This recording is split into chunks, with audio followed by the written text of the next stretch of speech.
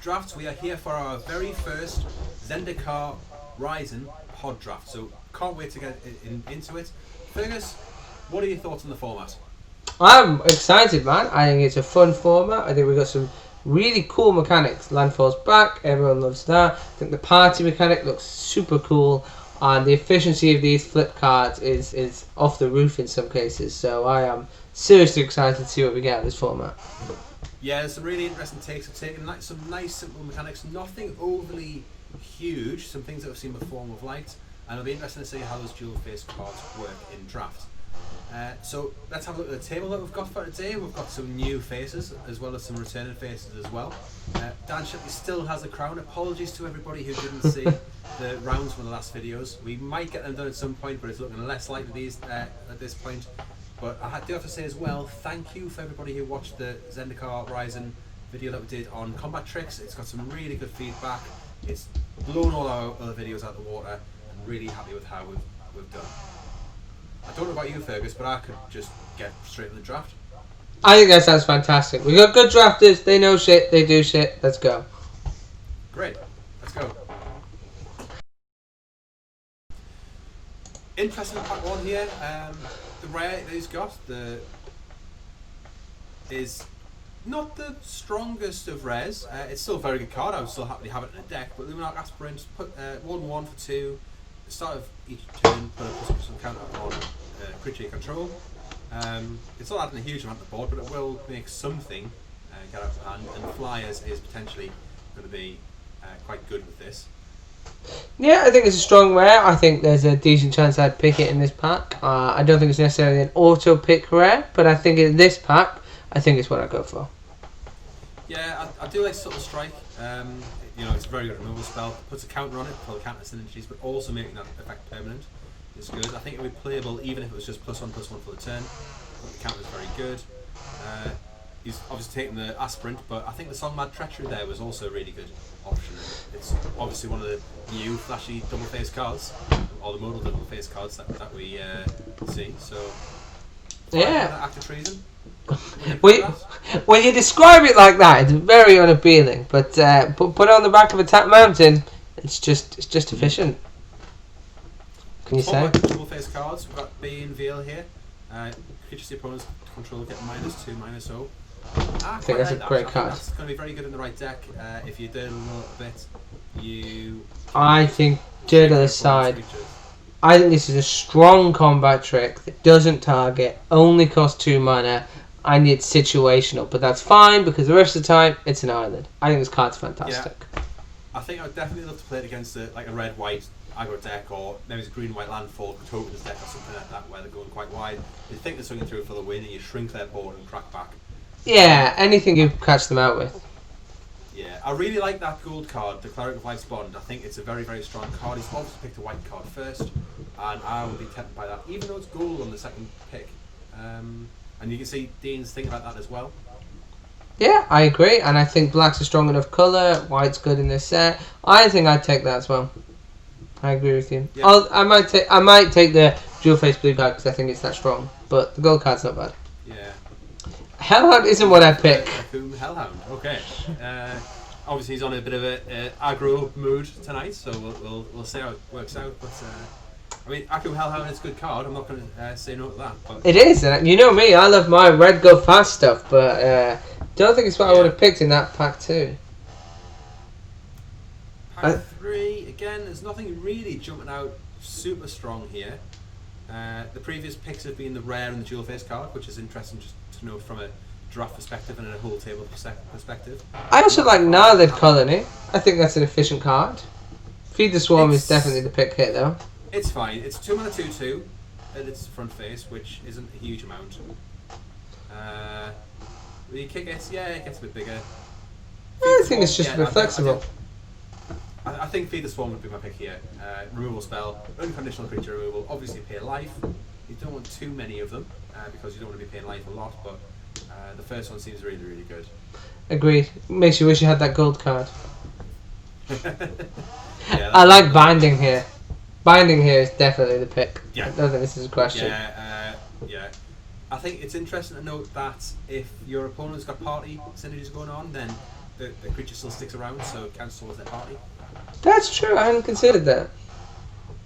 Yeah, it's a small downside of it, but it doesn't stop it being a very good removal spell. No, but there is some amount of value, to be fair to you. But I still think you just take it. I think it's too efficient not to. Is there anything else here that catches your eye massively?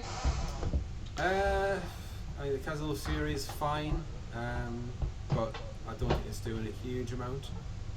I mean, Flingy is fun, but yeah, I don't think it's scratch on the Heroes Binding. I think that's an easy snap pick from that pack. In fact, I'm quite surprised it's made it that far around. Yeah, it's a very, very strong card. Especially common, actually. I think it's one of the things that's going to make white really strong in this format. Yeah. Okay. Ooh, now, I like the Jeroba, the white mouse. You like the Drover, do you? He is adorable. Yeah. I think it's a really good card. I think it's a sweet card that when you're in those green-white go-wide decks with landfall, I think it can do quite a lot. Yeah, it's It it. doesn't need to attack itself, but it can if in a pinch. And if you're going to get more than one land coming on the battlefield in a turn, it can go really silly. I think I struggle to do that, but yeah, it would be. I think most times it can be one-sided anthem, sometimes on, sometimes off. I think it's an okay card. Yeah. Celebrant is an Celebrant. interesting choice. Don't know how much I like the solid, card. I think a lot of these packs so far, I think with the exception of the previous pack where you got the Nahiri's Binding, there's not been any like really standout cards. There's been a lot of middling. But I think that's often true at the beginning of a format. It's difficult to work out what's snap and what's just okay here. What are your thoughts here? I'm not 100% sure here either. I mean, the spare supplies is filler. I think it's good filler. If you're scrounging for picks, I think it's a good card to put in. The Royal Rebuke. Oh no, actually, no, it's not the Royal Rebuke, is it? It's Risen Riptide. Yeah, Risen Riptide's fine, but he's not in that colour so far at all. I like the Banneret. I like the Blade. I like those two. Yeah. I like Mesa Links as well, Links. actually. Yeah, I think the Banneret is probably what I'm looking for, really. I think the Banneret would be what They're I'd all pick. good for Yeah. white cards. I'm not a big fan of that equipment. The equipment not given toughness, I think, is a big drawback. It is pretty expensive as well. I Yeah. agree. Options I think I here. quite like the Raptor. Yep, I think the Raptor's pretty good. Out. Flying works well with his pick one. Has the ability of helping you get your landfall again the next turn, or maybe that turn if you don't have a land in hand. I like it. 3-mana 2/2 flyer.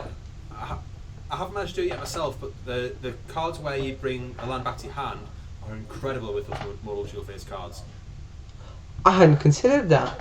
They will be. That's really quite nice. You need to look at these formats a little bit more, Fergus, I have to say. I hadn't quite picked up on all the synergies yet. I should get to grips with it. But that's really good. There's a card in here which I really like, and I don't know why I like it so much, but the Mind Drain, it's like a Mind Drop, but you drain them for one, and you put an extra card in their graveyard. So it works with the Rogue's Mill plan a little bit more, because you put the 3 cards in their graveyard. Mind Drop is already an alright card in some formats. You know, it's a C plus in a lot of formats. And the extra life just that crave is enough to tempt you, is it? Sprinkle in a drain one and you're sold. Well, there's a life gain synergy in the format as well, which That's true. It works with, and it also works with the Rogue synergy. So it's ticking a lot of boxes there, as well as being an already close to playable card on its base level anyway. Pressure point over the Hellhound? That's interesting, especially given you picked the Hellhound so early. If you rate it, you'd rate it in multiples, right? He's got a lot of white. Well, he's got 1 red card. He's got 5 white cards so far, now 6, and 2 black cards. So he's almost definitely white. He's got some good white stuff there. He doesn't need to go into either of his other colours at this point. That's true. He go into black, get some nice removal spells, and maybe do a bit of the cleric thing. But he's keeping himself open. What's the likelihood he wants to play Pressure Point in his final 40? I think it's a bad draft if you're playing Pressure Point in your final 40. Very few decks want to be doing that. I think it depends on your deck. I do think it depends on your deck. I think if you're in an aggro deck, it's quite good because you get to tap on their creatures, get the attack in, and it replaces itself. That draw card is really, really key. I know, but you definitely don't want to be playing 2 of them. That's a lot of mana and drawing that you're spending. You can see he's just sending out a signal. He's taking all the white stuff. That's He- his colour, and then he's just going to choose his second colour next to it. He does have the option to pick up something good with the if he gets a really good bomb in his first pack next turn, but obviously he's just kind of clearing up here. So what do you think about the first pack overall? I think it's interesting. You're right, he's got white, he's open to pivot into something else now, and that's always a nice position to be in at the end of pack 1. He's got flexibility, he's got strong cards. I don't necessarily agree with all his picks, but I think where he's ended up with here is pretty good, actually. I'd be happy. Should we go have a look at the rest of the table and see how they've got on? I think that's a great idea, let's do that. Okay. So one of the first things that jumps out at me here is the table seems fairly well distributed. We do have 2 players in black-white at the minute, but they are at opposite ends of the table, so that's almost to be expected. We've got no massive shared colours on anybody's shoulders. They seem to have sorted themselves out into lanes pretty well. Yeah, they have, and we've got a really nice selection of rares as well. I mean, 7 out of 8 of our tables first pick their rare, and they're good collection. They all look very nice and make for interesting decks.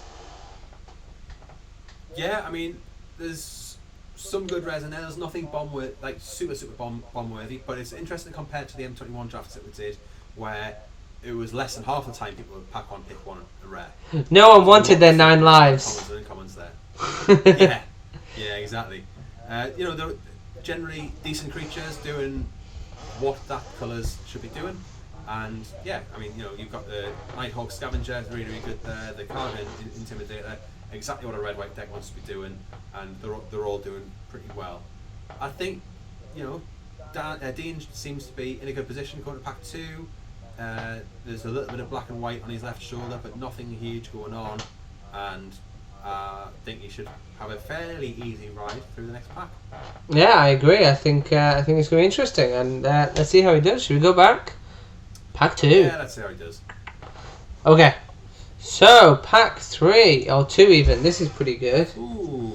I like a look at that Scoot Swarm. Yeah, I mean, that's snap pickable all day. It's kind of hard to take your eye away from it, isn't it, really? I mean, like we were just saying, he was setting himself up in pack 1 to be able to take a bomb. He's definitely white. I think Scoot Swarm's probably best in white as well, in green-white. But it's playable in any deck. Don't treat it so much like a 3-drop card, treat it like a 6-drop card where you play it with 5 lands in play. Make more Scoot Swarms. Make another Scoot Swarm. They make more Scoot Swarms.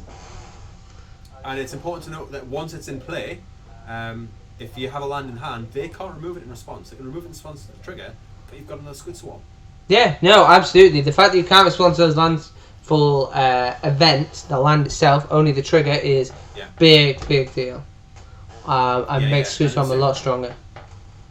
Yeah, I think obviously you're going to start running out of lands a little bit at that point, but I think that's the type of landfall card where if you've got a dual face card, you're almost more likely to play the land side rather than the spell side.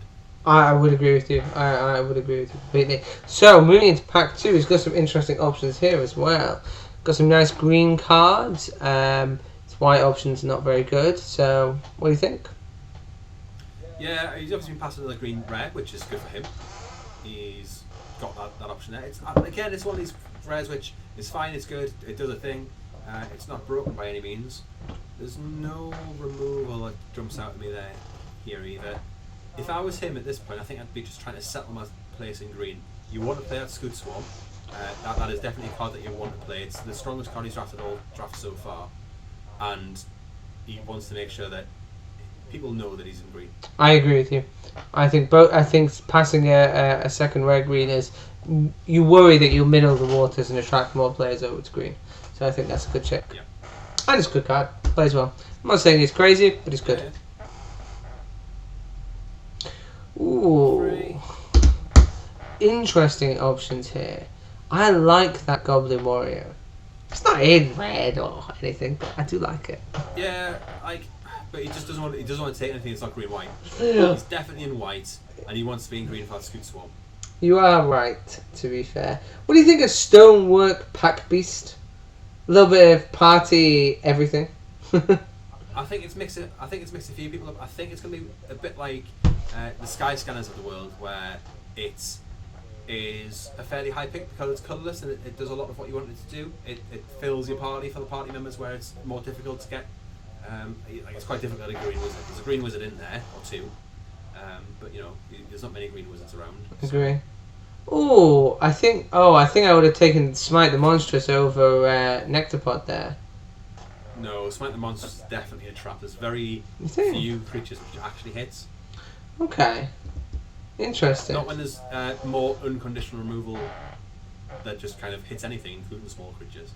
Okay, well, we'll see how it does. Sidecat looks good here. Again, setting his other options. Solid card. Like, all you need to do is hit your land drops and it's just going to grow out of control. It needs to be dealt with. Yeah, absolutely. One landfall. I mean, you're going to get a few landfalls after you played it, and it's going to become a decent size, so I agree. I think it's a good card. Yeah. It doesn't take a lot of work to become a 4/3 Trampler for 4. Yeah. For 3, sorry. And that's strong. That's a strong for a common. It's incredible. Yeah, all you're going to do is play lands that you have to play anyway, so it's fantastic. Yeah. So he's looking pretty good There's here. a few counter things going on as well. That's true. He's got extra synergies going on with that. I think his deck's coming together quite nicely here. Yeah, I think Squid's will really give him a direction to go. I think when he was black-white, because he wasn't doing the traditional black-white thing. It was a bit more difficult, A yeah. little bit more. Yeah, no, I agree with you. He's now definitely doing the green-white thing. He is. Interesting. Save tactics. The Protector's okay. Tactics seems decent. Yeah. It's gonna be. I'm not sure how well this party comes together, whether it's all clerics, but Protector seems nice. Yeah, I think I like the protection. I think that would be my pick here. Nice trick. Well, it's creatures. Creature count seems okay so far. Yeah. It doesn't. It's not like it needs creatures. That's true. Yeah, maybe you try tactics. Maybe you try strength of solidarity. I think the strength of solidarity it's fine. I'm not going to argue with them about taking that. What do you think here? The McKinley Stampede, I think just I agree with you. you know, if it's going wide, you know, if you can have that with Scoot Mob, not Scoot Mob, What? Scoot Swarm. I also think the power of that card and all these flip cards is you can actually do the opposite of what you normally want to do in draft, which is play more lands. Like, you can have more lands for these landfall triggers and like not have to pay a penalty because you still got cards. People a lot smarter than me in Magic have said that they kind of count as half a card. He's not went for it though. Interesting. Wow.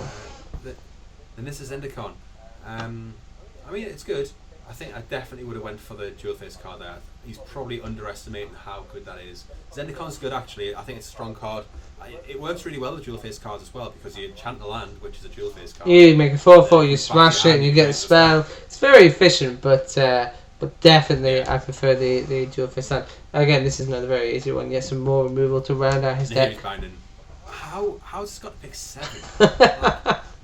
It's not the strongest removal spell in the format, not even at the uncommon or common level. But it's really good. Like, really good. It's really good. Like, it's a great card. It really shouldn't be pick 7. Enchantment Hate's not super prevalent in the format. I think there's a little bit of artifact hate because of the equipment. Feed the Swarm is an annoying thing to exist in the world where you're playing the Hero's Binder. Yeah. I mean, I'm not going to get into the politics of the colour pie in this video here, but there's definitely some concerns there. I said, can I just... I don't feel as strongly on it as some people do, but yeah. That Horn Beetle is a very good find. That is exactly the sort of thing he wants to be seeing at this point in the draft. Yeah, he's bug tribal. It looks like he's insect tribal. Insect tribal with some counters, you know. Yeah. And it's just coming together really quite nicely for him actually. I'd be really pleased. What's coming up next? He's still got some good green cards coming through here, so I think he's pivoting to green is really well placed. It's paid off for him here. It has, absolutely. I think I'd take the Visionary here. Not sure I'd take the 6/5. Trigger Visionary, 3/2. It's one of those green wizards we're talking about as well. If you're drafting and you're doing a bit of a party deck in green, then that's going to be one of the rare green wizards. Yeah, and it's just a good card. 3 mana, 3/2. Yeah. First card. Very nice. Don't know about the Stomper. I guess it is a landfall enabler for the Scoop, but it's a 6-type trampler, I guess. Yeah. Felidar, I think. Hamilton Felidar, yeah. Good card. Just a little bit of landfall thing. If you get some cards which work better with landfall, because he has had a huge number of landfall cards apart from the Scoot Swarm. He's got a few. A lot of them don't necessarily do things that are that exciting, but he's got a few. That Jeroba from Pack 1, I told you. Yeah, I mean, That looked like a good card to me. yeah, no, I mean, you were right. I don't know why he's so excited about the Snarecaster. I think he's just showing what he's thinking. He was well prepared, and we can't have a go at him for helping our job a little bit here. But obviously he's finishing off pack 2 here, picking out the cards, basically the card that's in his colour in each pack. Happy as Larry. Looking at his deck now, I'll be feeling a lot better than I was after pack 1. He was fine in pack 1. It was doing a thing. It was taking some strong cards, but now he's in a lane. It's paying off for him, and it's doing well. Yeah. I want to go back and look at what the rest of the table's Absolutely. Wow. I mean, that was everything he wanted that pack to be, really, wasn't it? He wanted something to reward his openness to pivot, and he got it, and it paid off, and his deck looks miles better as a result. So, well played. Very well played. Exactly. Right. What do we make of the table then? So, the table, nothing much is going on. Obviously, Dean's changed his colours. People seem to be generally staying in their own colours. I thought Joe might have trimmed one of his colours out and gone down to 2 colours, but he seems pretty set on the 3. I'll be interested to see how 3-colour decks work out in this form, because there's not a huge amount of fixing. But green does help with that, I suppose. Yeah, I mean, we'll definitely have to see. I think it makes sense. So there's 2 things. I think the table is well distributed to begin with, which often means that lanes tend not to move a lot. If players find good grooves, they find good cards, and they fit, and it all fits nice on the table in pack 1, tends to be fairly stable after that. So that's kind of what we're seeing here. And yeah, it'll be interesting to see how they do. Yeah, I'll be interested to see what the decks are like at the end of the video, because we will be talking about each deck individually. Let's have a look how Dean gets on in pack 3. Sounds good to me. The rare in this pack is our now traditional black tutor spell in rare. And yeah, as ever, it's very unplayable and limited unless you've got a ridiculous bomb that you really want to find out. I'm looking more at the Prowling Felidar here. I think it works well with his landfall, it fills up his 4-drop slot a little bit, and it just helps out with what he's doing. What do you think? Well, I mean, so he's got 2 options in this pack. He's quite firmly in white and green. His options are a little tiger boy or a bear. I personally, ever loving the 2-drops. I think the bear is nice. It fills 2-drop slot, fills 5-drop slot. Happens to be a trample enabler for his other creatures with all his other counters. I am on Team Bear. No, I think they're playing 2-drops already. I don't think I think it's a fine card, but I don't think it's a particularly good card. I would hate to take it out of the pack, pick one of any pack. I'd be going for the Felidar. Obviously, Dean agrees with you. 2 against 1, but I'd still think I'd give that. Look at how big his 2-drop slot is there. Yes, he's got but cards that he's going to probably take. So out, he's got plenty of 2 of those are black cards you're not playing. 2 of those are pressure point, which you shouldn't be playing. And then suddenly the bear looks pretty good. I'll give you that. I didn't think about the pressure points. He's got the Prowling Felidar on this. I like the fortification. Massive fortification. A scythe cat. Yeah, it's fine. Yeah. I think the scythe cat is a snap pick here. Can I bail off? Yeah. I might take the land. I might take the scythe cat. I like both of those. I think I go for the dual face card here. I think just at this point he doesn't really have many of those effects, and it's basically a free pick at this point. It's not going to take up a spell slot. It's going to take up a land slot at this point. Yeah, I mean it's a very weak spell, but you're absolutely right. It's free. So what can you do? Yeah. It's a good card. Yeah. Well, you say it's weak. If it was +1/+1, it'd be weak. I think it's fine, especially when you got +1/+1 counter synergy. Yeah, I guess what counter for 1 mana is not terrible. If you manage to combat trick someone with that, and you it's do well. instant speed. Yeah, no, I see this instant speed, which is powerful. It's definitely powerful. In that it's more powerful, I should say. Powerful is a stretch, but it's a good card. I really like this card. It's so simple but effective. It ticks a few boxes. It's really hard for those dual face land cards to be bad. Like really hard. Yeah. I I don't think seen one which I think is literally bad. The Wizards rightly put bad cards in draft formats to make people learn that the bad cards and what makes a good card. But the dual face cards are all at least fine, if not really good. Yeah, absolutely. I think the options here are Cell Sword or Visionary. Cell Sword's not bad if you want to show up 2-drops, but with what's going around in the format, I think the Visionary is probably better. Yeah. Visionary, yeah, it's fine. It might not make the cut, but I think I'd still probably take it out of here. That Outrider, I don't think it does enough. No, I don't think the Outrider does enough either. I agree with you. Obviously, Dean does. Dean thinks it does enough. The fact, I mean, buffs to creatures that are not instant speed because they're stuck on another creature that are also situational are mediocre. And otherwise, you're paying 4 mana for 3/3. Yeah. What type of effect would we want if you were in Dean's juice? If you could pick any cards just to take out, we'll say commons and uncommon slot, what kind of effect would you be looking for at this point? I think he wants to double down on his removal.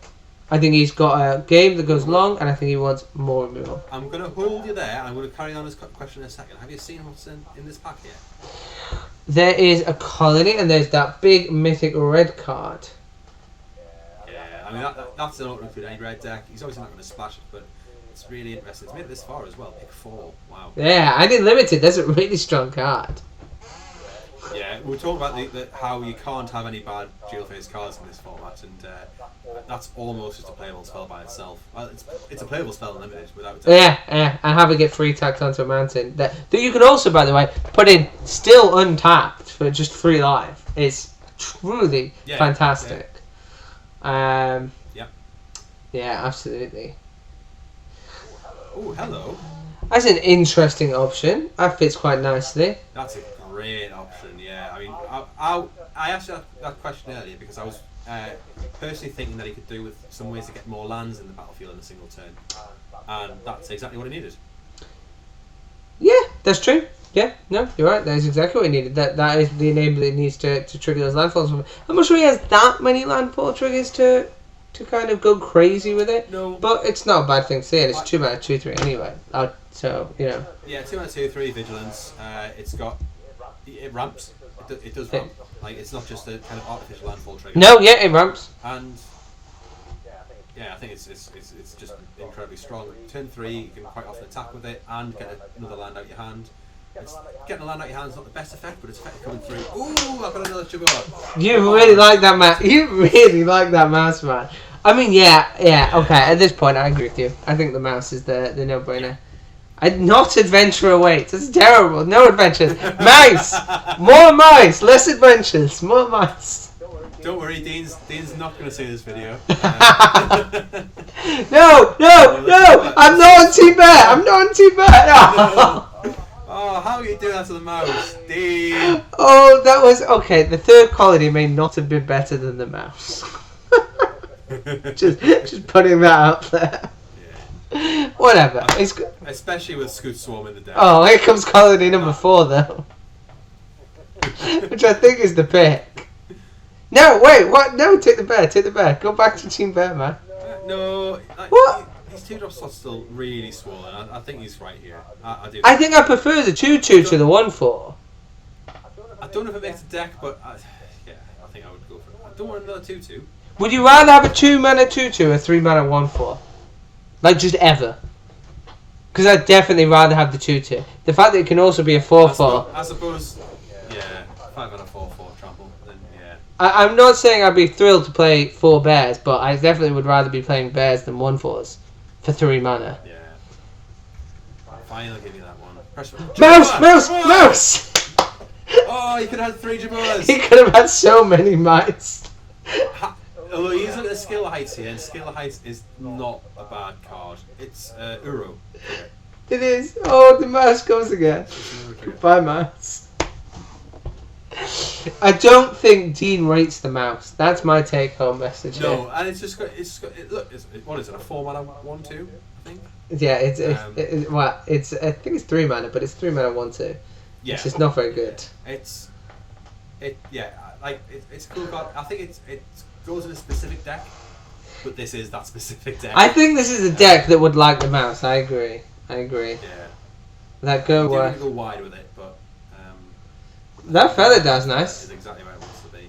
Felidar. I can't just say he has quite consistently from pack 2 had good options deep into the packs. Which is the power of getting a good lane in pack 2 and being open in pack 1. It's come out really nicely. He quite happily picked white. He got lucky, obviously, with getting the good green card and pivoting the green. He was able to pivot the green because he drafted quite well in the first pack. But he had no idea green was going to be as open as it was. No. But I mean, yeah, I think he has generally drafted well. There's been a couple of picks that I've not necessarily agreed with, but here we are in a brand new draft format. We've not played pre-release. This is a lot of people's first draft, and there's going to be that card that you underrate. And I think after this point, he's going to pick every single Jabot he sees in a draft from now on. Well, I was going to say, or overrate, or we're going to look like absolute morons when everyone realizes the mouse is terrible, and we're screaming mouse. We probably just misread something on a card and realised that it's so bad. But I mean, I think it's. I don't think it's bad. It's a situational anthem that's on your turn that's tacked onto a 1/2 body. And there's ways and means to get 3 land drops in a turn without much hassle. So yeah, I think it's without much hassle. A little bit of hassle to get 3 land drops in a turn, but you can certainly get 2 with your land over there. And just getting 1, honestly, it's probably good enough most of the time. We'll have a look at the rest of his deck in a moment, but let's have a look back at the table as it currently stands. There's not as much change again. Just everybody's seems to have stuck in the lane. That's exactly what he said. What decks come out of this? Yeah, let's get to it, man. Let's see what everyone's got. Okay. I think that sounds great. Do you want to kick us off? Yep, so first up we've got Gareth here, and Gareth went for white-black. He's got 2 of that Cleric of Life's Bond, the one that we were eagle-eyed. Yeah, I was going to say, I see where that went. Yeah, so he's got the uncommons in the set. He's got just the strong cards that go with it. I think this is a strong deck. It's got the synergies going on. We've seen from Gareth in the past he's done some good drafts before. We know he's a good drafter, and I think this is a good deck. Also white-black, some incredible removal in these colours. Yeah, absolutely. Absolutely. I like the Legion Angel, by the way. Can I just say, quite funny. Yeah. Obviously, not fetching more Legion Angels, but still. But it's all fun and games. But it's a 4-mana 4/3. Oh yeah, and it flies. That's very good. Just gonna say, oh look, I just did pull this in my pre-release pack a little bit earlier. So yeah, got my own little Legion Angel here, so I'm quite happy with that. But yeah, 4-mana 4/3. Cleric Tribal. Yeah. Fantastic. Joe has went for a 3-colour deck. I want to see how this deck does, because I want to know how good 3-colour decks can be in the set. And I think if there's going to be one that's good, it's going to be this one. He's got some really strong cards there. A little bit greedy mana base. I can't see a huge amount of fixing in what he's got. But I was about to say, greedy mana base may be a slight understatement. I am very interested in the 5 island double blue 1 deck. he's going to branch off Pathway, which I believe is the green-blue version of the card. Oh, so okay, that's fair enough. Source in there. 6 blue sources. Yeah. This looks tight on mana, man. Like, maybe I'm wrong. Maybe he's going to play everything and it'll all be fine. But I feel like he might have some mana issues. He's got a nice Jace. I think he picked it up at 3. The Jace is cool. And yeah. We'll see. 3 colours. See how it does. And then we've got Dean. So this is the deck that we saw. He's got his Scoot Swarm in there. He's went just pure green white, 16 normal lands, I suppose. Does he have any? Yeah, he's got 1 dual face card in there. So we'll say 16.5 lands. Probably correct. Yeah, probably about right. He didn't have a particularly high mana curve, so no. Yeah, I think the argument to go maybe 17 lands would be that he has some landfall triggers in there, but overall we did say he's got some decent removal in there, some decent bombs in there. I think I would. Yeah, I think I'd play the 17th. I think I would play the 17th land hit for a couple of reasons. One, you're playing big cards like Stomper. You also play Scoot Storm, which is kind of essentially a 6-drop when if you really want to play it and get the kind of value you want from it. Like you said, landfall triggers. You're gonna get fire up those lands anyway. I'd be tempted to play at least 17 plus the dual face land. In my opinion. It's important to note here as well that we will be doing a best of 3 drafts. So if I was playing best of 1, I would possibly go 16.5 lands here. Yeah, just to minimise that flood risk, but yeah. But at best of 3, I think I would go for the 17 plus the dual face card at this point. I think interesting points. All these core celebrants are an interesting choice. Don't know if they're cards I'd be racing to put into my deck. Yeah, but with a few counters, do become annoying to get past. Yeah, I suppose. We'll see. Good deck. Did well with his draft. We'll see how he does. Yeah, next we've got another take on the landfall deck. So this is the green-red version, which generally is about aggressive creatures attacking through rather than going wide. You've got some good removal spells in there as well. Royal Eruption is a fantastic card. Being able to lightning strike the face, well, just lightning strike in general, or you can kick it and it does 5 damage instead. Yeah, the kick's expensive, but Lightning Strike is fantastic in any limited format. This is Lightning Strike plus a bit more. I mean, it's not instant speed, but it's very good. It's expensive, but what is it? 7 mana? 5 mana For 5? face. Lava Axe. Yeah. Really expensive Lava Axe. Yeah. I mean, Lava Axe has actually been okay limited. Yeah, and it's Lightning Strike. Lightning Strike, so yeah, super strong. I do think it's good, you're right. Elementals. Yeah, that's pretty scary. Yeah. That landfall triggers all those 3/3s and can't be blocked, and yeah, I like that card. I like that card a lot. Yeah. I Rabid Bites to go with it. Other landfall triggers. Cleansing Wildfire is an interesting choice. I mean, the great thing about this deck shows how these dual face cards can work. He's got 14 normal lands, and then he's got 3 dual face cards. Obviously, quite a low curve here, but yeah, I mean, you know, if you're in an aggro deck and you get your 3-4 lands down, and then you're going to minimise your extra lands that come after that point, you're quite happy. Yeah, I mean, he just evaluated the dual face cards as a land, and if he's flooded, he'll play the cards on the other side. I mean, yeah, seems like a reasonable way of doing it. Yeah. Next we've got Dan Shipley, our rogue player here. A bit of a rogue himself, but oh dear God. Blue-black rogues going on. You know, I think a lot of people are quite taken by this deck. I think it appeals to a certain subset of player. 100%. Yeah. It's got that kind of interplay and the tricks. I like this deck. Flying, flash. It's cool. Very cool. Flash creatures. I think there's two flash creatures, common or uncommon, in these colours, which are both rogues. But yeah, it's doing a lot of things, and it keeps you on your toes. It keeps you thinking. It keeps you guessing. Yeah, and it stalls well. It plays big cards like Domination. Can be really swingy if you're stealing people's big bomb cards and stuff. Just really, really nice, to be honest with you. Yeah. Then we've got our second Joe. So Joe's stuck to the same colours here, playing 16 lands. Got some interesting cards here. That Bailoff, big old card there.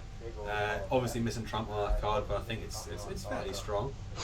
We've got a lot of people with two of the signpost uncommons for the colours. Yeah, it's interesting, isn't it? With two of their signposts uncommons, so. Which is always a good sign for your deck when you're picking up the signpost and commons. It suggests you're doing what you want to do pretty well. So they're generally pretty good. They're generally the best common or uncommon you can have in those colours to do what you want to do, and you're generally happy to pick up. Obviously, there's exceptions to that, but usually they are a good place to base your judgments off. Dave absolutely has black-red, again, decent black-red stuff, some alright creatures, some removal. You've got the Nighthawk Scavenger, that if you don't remove that, that's going to be causing you problems, obviously gaining life and getting over the top. I think this deck has potential to be really quite scary. I think the Scavenger is really quite nice. I think things like the Scavenge Blade is a really interesting card. It is, on the face of it, bad. Like it's 2 mana for +2/+0. It's not great. And then having to equip it for 3 to get it again is also not great. But it's one of those cards where you can get it on a creature like Nighthawk Scavenger with Lifelink, with Flying. It's just going to cause a ton of problems and could cause real mischief. So I think this is a deck that's going to have really explosive games where you're going to play it, its pieces will come together, and it's just going to have a bad time. How consistent will it be doing that? We'll see. But I think it's certainly got the potential to be quite explosive. Yeah, I've played a black-red deck. I didn't do particularly well with it, if I'm totally honest. I hope Dave does better. I want to see the deck do well, and hopefully it's just my own inability to play which was holding me back. We've had 2 Joes, now we've got the second Dan He's on your favourite archetype of all, Boros Aggro. I love everything about this. I love everything about this. This is the right colours with the right sword curve. With, again, 2 signpost uncommons. Lots of warriors. I would be very happy playing this in a draft. It's great. Yeah, I'm not surprised to hear that. And it does seem to be doing the thing. Like you say, it's got the 2 signposts uncommons again. So, you know, strong archetype, doing what the archetype should be doing. I think what we've got here among all of our drafters are some really good showcases of what these decks can do. Honestly, it wasn't planned whatsoever, it's just how the cards came out. But I think it's going to be really interesting to see how these decks do and what that means for the archetypes that they represent. Oh, 3 mana 3/3s that buff creatures. I love it. I love it. Go get him, man. Go Boros. Now that Dean's finished his deck, I'm going to go have a chat with them. If you do your usual role of sort out the parents, and I'll see you back in a moment.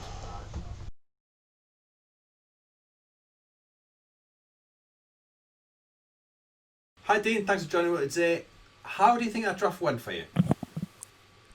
Hi Chris, I actually think it went better than normal. Normally I don't feel that great about drafts all the time until I actually get my hands on and actually play the deck and see how it goes.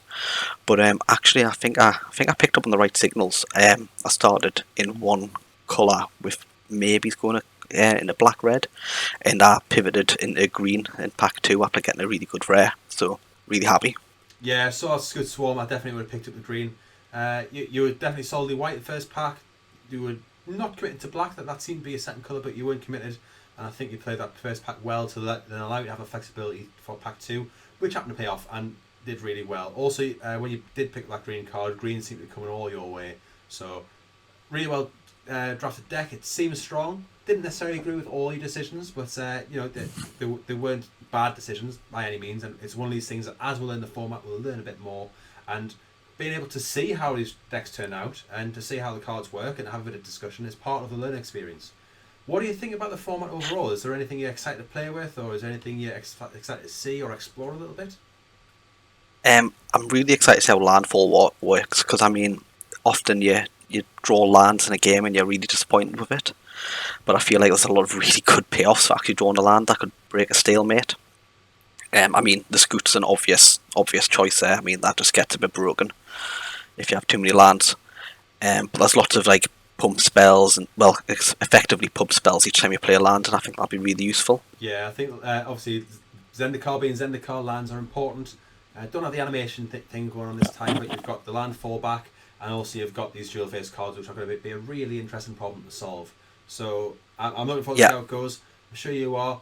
Best of luck in round 1, and hopefully we'll be able to see you winning next week. Hopefully. Thank you, Chris.